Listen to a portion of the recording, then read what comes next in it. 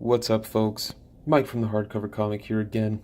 Let's get serious here. We're going to talk about one of the coolest characters ever made, one of my favorite characters of all time. Good old Swamp Thing, Alec Holland. We finally get a fantastic Bronze Age omnibus. Very excited. I really hope it means we're getting new Alan Moore collections. I would prefer absolute editions, but I will take Omnibuy, of course. I'm so happy this got made.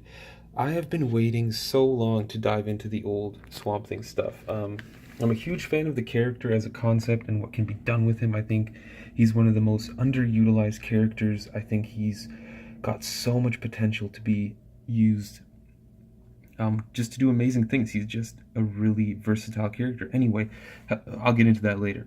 What this book collects: House of Secrets 92, Swamp Thing 1 through 24, Saga of the Swamp Thing 1 through 19, and Saga of the Swamp Thing Annual number 1. So you get a bunch of content in here. Look at the people that worked on this, man. Len Wein, Bernie Wrightson, may he rest in peace, Nestor Redondo, Martin Pasco, Tom Yates, Stephen Bissett, John Totalben. I mean, I'm so excited to read this. $100 US, 131 Canadian. That's bananas. Of course, obviously cheaper on in-stock trades or Amazon. But let's get the dust jacket off. So as can be expected, it's a Bronze Age DC book, so you don't get too much craziness going on here. Just the black on black emboss. Nothing on the back. This is a fat book. It is as big as the new Thor by Simonson reprint. Very exciting stuff. Look at that. How do you not get excited? Look at that. Oh my god, I can't wait. But yeah, as I was saying, I love this character. Again, I haven't read a tremendous amount about him. I've read, of course, the Alan Moore stuff.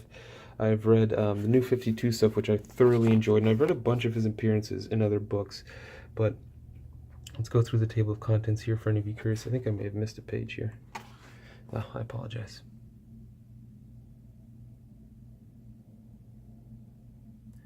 I love Bernie Wrightson. I can't wait to just stare at his beautiful artwork. That dude was a genius.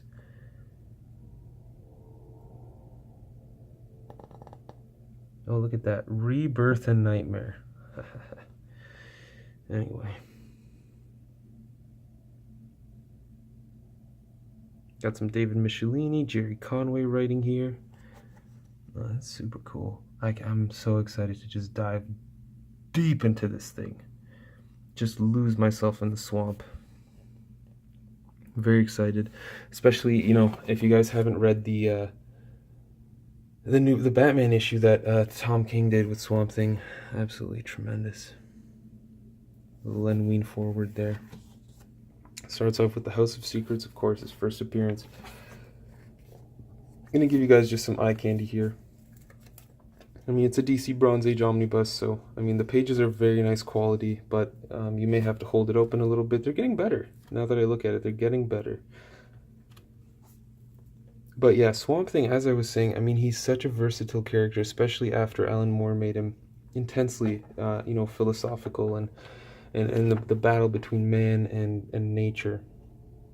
Which, having flipped through this, I have a feeling he just built on ideas that were sort of touched upon by Len Wein and all these various writers.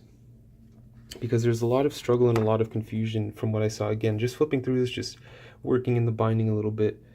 There's a lot of confusion with Swamp Thing and humanity. Of course, he interacts with Batman.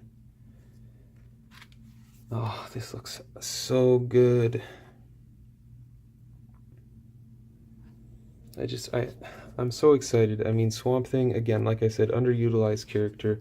I can't wait for him to, come back and be a bigger part of the Rebirth universe, because he's, like I said, he's part of so many things. He can control the green, and he's teamed up with a bunch of characters, and he's interacted with a bunch of characters. But I apologize. I have also read the Mark Millar run, which was very fascinating. Back when Mark Millar actually wrote comics to write comics. I mean, what's going on? He's parachuting. This is very exciting. But yeah, again, I really hope that, I mean, they're going through the Bronze Age stuff now. I don't know if there will be another omnibus of this stuff, but I believe all of this leads up to um, the Alan Moore stuff. And I mean, I'm fine with Omnis for that. I would prefer Absolutes just because I think that run deserves it. It's legendary. It's legendary and absolutely deserves it. I can't wait to just... Oh, this looks so good. It looks like so much fun. But let's take a look at the binding here. Look at that. Well done, DC. I apologize for the lighting, guys, but I mean, well done, DC. Very well done. Whoever you guys are using for these books now is doing a great job. So I'm going to flip through this a little more vigorously now. Guys, you got to check it out. This is, you know, it's going to be a surprising book. You may not know what to expect, but I can blindly guarantee it'll be better than, you know, most of the other Bronze Age stuff you would pick up from DC. And I apologize, that is sort of a biased statement since I love me some Swamp Thing, but I also have faith. I have faith. A lot of text, a lot of horror, a lot of fantasy, a lot of supernatural, very exciting stuff. Let's take a look and see if there's any bonus content. Not really. Pure reading material. The book clocks out at 928 pages. Literally the end. Right there. End of an issue. End of the book. Thanks for tuning in, guys. Hopefully, you know, the images inside were enough to convince you. Hopefully, the fact that it's Swamp Thing is enough to convince you. If you guys have already read some of these issues or have love for Swamp Thing like I do, let us know below. And until next time, folks, you stay classy, Internet.